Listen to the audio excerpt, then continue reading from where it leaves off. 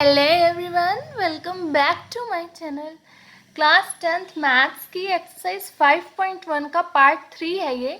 Part 1 और 2 में हम बेसिक्स और क्वेश्चन नंबर 2, 3 और 4 जो है वो डिस्कस कर चुके हैं।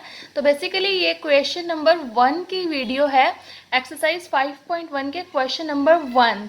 ये 1 क्वेश्चन जो है थोड़ा सा लेंथी है, तो मैंने ये सबसे लास्ट में पिक किया था। तो चलिए स्टार्ट करते हैं इसको, ठीक है।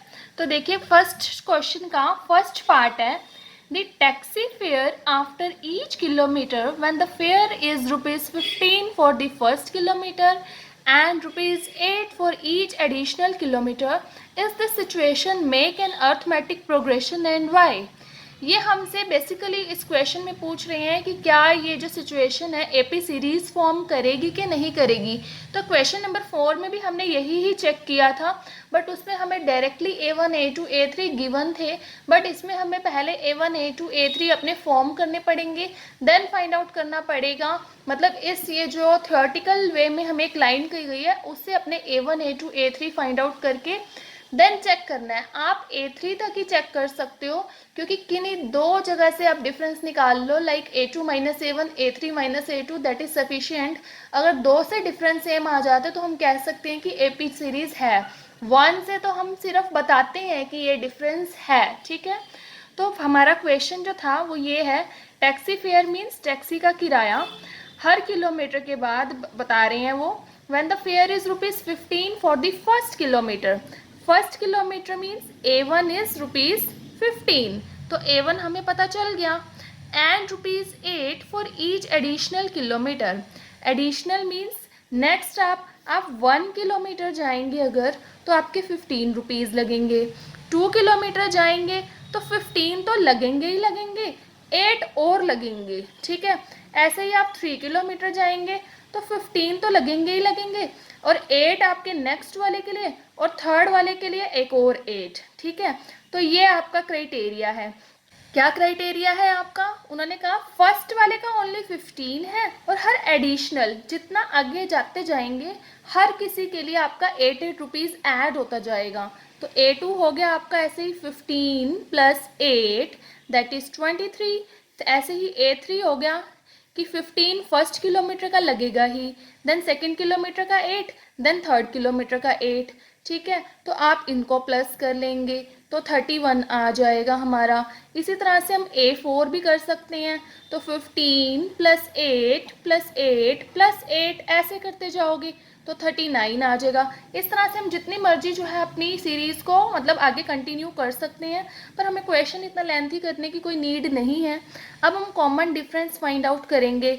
एक बार मैं A2 माइनस A1 से कर लेती हूँ, चाहे आपको कोई चीज़ क्लियरली विजिबल हो रही हो पर आप अपना फाइंड आउट करके ज़रूर दिखाइए क्वेश्चन में, वो एक पैटर्न होता है क्वेश्चन को फॉलो करने का, ठीक है।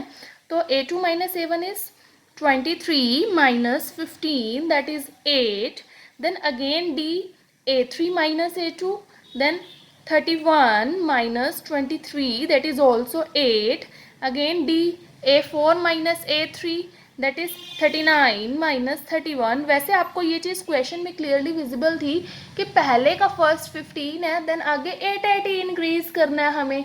तो ये सीरीज एपी सीरीज फॉर्म हो रही है, क्योंकि आपका जो है कॉमन डिफरेंस हर बार सेम आ रहा है। अब मैं ये लाइन पूरी यहाँ पर लिख नहीं रही हूँ, बट आपको आपके क्वेश्चन में लास्ट में ये लिखना होगा कि जो कॉमन डिफरेंस है वो हर बार आप किन्हीं भी दो कॉन्जिक्यूटिव टर्म्स का ले रहे हैं तो वो सेम ही निकल के आ रहा है। That's why this series is an AP series, ठीक है। क्वेश्चन नंबर 1 का सेकेंड पार्ट है, the amount of air present in a cylinder when a vacuum pump removes 1/4 of air remaining in the cylinder at a time. Is this situation make an arithmetic progression and why? कह रहे हैं कि air, एक cylinder के अंदर कितनी air present है, अगर हम हर बार 1/4 जो है रिमूव करते जाएं, जैसे जितनी एक बार है हमने 1/4 रिमूव कर दी, फिर जो बची उसकी 1/4 रिमूव कर दी, इस तरह से जो सीरीज क्रिएट होगी क्या वो एपी सीरीज होगी? हमें पता ही नहीं है बिगिनिंग में एयर है कितनी सिलेंडर के अंदर, तो वो हमें लेट करनी पड़ेगी। तो हम मान लेते हैं let air present in cylinder. तो मैं यहाँ पर जो है कंप्लीट सेंटेंस नहीं लिख रही हूँ, मैं जस्ट आपको समझाने के लिए शॉर्ट में लिख रही हूँ कि जो एयर प्रेजेंट है इन द बिगिनिंग वो इतनी है, कितनी, x। तो आप चाहो तो इसमें x की जगह कुछ और भी 100 या फिर कुछ और भी लेट करके कर सकते हो, बट x से एक वैलिड आंसर आ जाता है, क्योंकि जैसे आपने 100 लेट किया तो वो तो सिर्फ 100 का केस ही आपको बताएगा ना, ठीक है। तो लेकिन वो भी ट्रू होता है, सही होता है, बट हम x से सॉल्व करेंगे। तो हमने मान लिया कि बिगिनिंग में जो एयर है that is equal to x। फिर उन्होंने कहा था कि ना रिमूव कर देंगे, कितनी रिमूव कर देंगे, ठीक है, वो करेंगे हम 1/4 जितनी भी सिलेंडर में थी, कितनी थी, x। तो हमने रिमूव कर दी, तो x इंटू 1/4 इज x/4। और पहली बात जो आपने बिगिनिंग में माना है दैट इज a1, ये स्टार्टिंग है ना क्योंकि a1, तो इतनी हमने रिमूव कर दी। रिमूव करने के बाद अब कितनी बचेगी, उसके लिए ना आपको निकालनी पड़ेगी रिमेनिंग। रिमेनिंग एयर कितनी बची, जितनी थी माइनस जितनी रिमूव कर दी हमने, ठीक है। तो हम इसका ले लेंगे एलसीएम। तो एलसीएम लेकर वैल्यू आ गई 3x/4। तो बिगिनिंग में इतनी थी, देन रिमूव करने के बाद जो बची ये सेकंड नंबर पे बच गई, दैट इज a2, ठीक है। अब हमें अगेन रिमूव करवानी है, फिर से रिमूव करेंगे, फिर से जितनी बची हुई है, कितनी बची है अब हमारे पास 3x/4। पहले थी x, फिर उसमें से हमने निकाल दी तो बच गई 3x/4, जो निकाल दी वो हमने निकाली है x/4। अब हम फिर से निकाल रहे हैं जो वो इस पे बेस्ड होगी जितनी बची हुई है, ठीक है। तो इसका 1/4 कर देंगे तो ये बन जाएगा 3x/16। देन अगेन आपको रिमेनिंग निकालनी है कि कितनी बची हमारे पास फिर से। अब जितनी थी और जितनी रिमूव कितनी करी है हमने 3x/16, ठीक है। तो 3x/4 में से 3x/16 को रिमूव कर देंगे। ये सॉल्व करके वैल्यू आ गई हमारे पास 9x/16, तो ये बच गई, ठीक है। तो पहले थी x, देन हमने उसका 1/4 रिमूव करी x/4, तो 3x/4 बच गई दोनों को सब्ट्रैक्ट करके। देन थी 3x/4, फिर से हमने इसका 1/4 किया, तो जो रिमूव करी तो बच गई 9x/16, ठीक है। तो ये हमने रिमूव करी, तो रिमूव करने के बाद ये a1, ये a2 और ये a3 हो गया, ठीक है। a1 is x, a2 is 3x/4 and a3 is 9x/16। अब इतनी बची हुई है हमारे पास, हम चाहें तो a4 तक भी कर सकते हैं, पर मैं यहाँ पर आपको a1, a2, a3 का ही करके बता रही हूँ। तो अब हम देखते हैं कि क्या कॉमन डिफरेंस हमारा सेम आएगा। तो कॉमन डिफरेंस क्या होता है, a2 माइनस a1 और a3 माइनस a2। तो d is 3x/4 minus x और 9x/16 माइनस 3x/4, ठीक है। तो 3x माइनस 4x/4। तो जो हमारे d की वैल्यूज आई हैं वो ये आ गई -x/4 एंड -3x/16। तो हमारा कॉमन डिफरेंस सेम नहीं आया तो ये एपी सीरीज नहीं है। वैसे ये चीज़ आपको यहीं से क्लियरली विजिबल थी कि यहाँ पर जो हमने रिमूव की है वो x/4 रिमूव की है और नेक्स्ट टाइम जो रिमूव की है वो अलग है, और यही हमारा कॉमन डिफरेंस निकला है, देखिए, ठीक है। तो ये वाला जो निकला है -x/4 और -3x/16, ठीक है। तो ये आपको कॉमन सेंस की भी बात है कि पहले जो चीज़ थी ज़्यादा थी उसका 1/4 रिमूव किया, देन जो बची हुई होगी वो कम होगी ना, फिर उसका 1/4 करेंगे तो वो भी कम ही आएगा। तो ये सीरीज़ एपी सीरीज़ नहीं है और हमें इस तरह से इसको प्रेजेंट करके बताना है। तो हम लास्ट में लिख देंगे no, because common difference is not same, this series is not an AP series. First question का थर्ड पार्ट है the cost of digging a well after every metre of digging a well means कुआं खोदने की cost हर metre के बाद when it cost ₹150 for the first metre. इस चीज़ से क्लियरली विजिबल है कि फर्स्ट मीटर के लिए 150 रुपीज़ है and rises by ₹50 for each subsequent metre. ये जो है बिल्कुल फर्स्ट पार्ट की तरह है कि फर्स्ट के लिए 150 है, देन सेकेंड के लिए वो क्या हो जाएगा 50 से राइज हो जाएगा, दैट इज़ 200।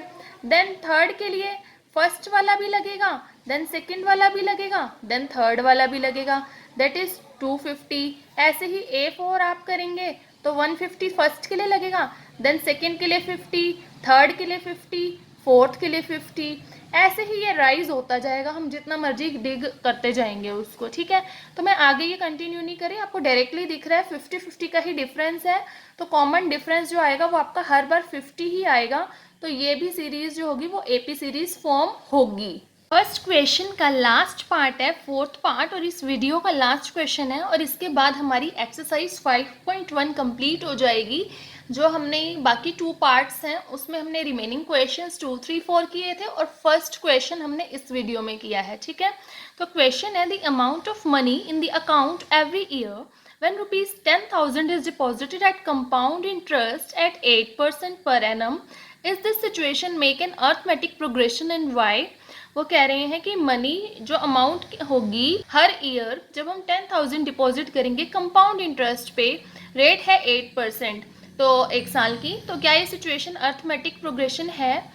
तो अमाउंट निकालने का फॉर्मूला कंपाउंड इंटरेस्ट के थ्रू जो होता है वो है ये, A for amount equal to P 1 + r/100 T, कई जगह एन भी हो सकता है इसकी जगह पे, ठीक है। A for amount, P for principal, R for rate and T for time. क्या होता है कि जब हम बैंक में अमाउंट डिपॉजिट करते हैं उसको हम प्रिंसिपल अमाउंट कहते हैं, फिर उस पर एक पर्टिकुलर रेट पर हमें इंटरेस्ट मिलता है, डेट इज आर, हमें वो अमाउंट रिटर्न होके मिलती है, तो जो हमने डिपॉजिट किया था it means principal plus interest दोनों मिलते हैं, उसको हम अमाउंट कहते हैं, ठीक है। तो ये अमाउंट निकालने का फॉर्मूला है थ्रू कंपाउंड इंटरेस्ट। तो उन्होंने कहा कि 1 साल के लिए रेट है 8%, तो ये हम अगर हर ईयर निकालें तो क्या ये सीरीज जो होगी एपी सीरीज बनेगी?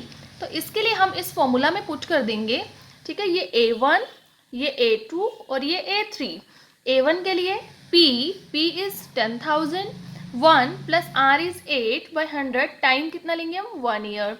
देन A2 के लिए सेम फॉर्मूला, टाइम क्या हो जाएगा? 2 ईयर। एंड A3 के लिए सेम फॉर्मूला, टाइम क्या हो जाएगा? 3 ईयर, ठीक है। हमने इसको कैलकुलेट कर दिया, 10,000 × 108/100, 10,800, ये 2 टाइम्स है, 11,164। देन इसको भी कैलकुलेट कर दिया, देन A2 - A1 और A3 - A2 जो है वो सेम नहीं आया, तो D is not same, so this series is not N AP series, ठीक है। तो ये हमने फर्स्ट क्वेश्चन किया जिसके अंदर में कुछ सिचुएशन दी हुई थी और हमें चेक करना था कि क्या ये AP सीरीज है कि नहीं। तो so that's it for this video. I hope ये टॉपिक आपको क्लियर हो गया हो, और अगर आप इस चैनल पे न्यू हैं तो please like, share, comment and subscribe the channel.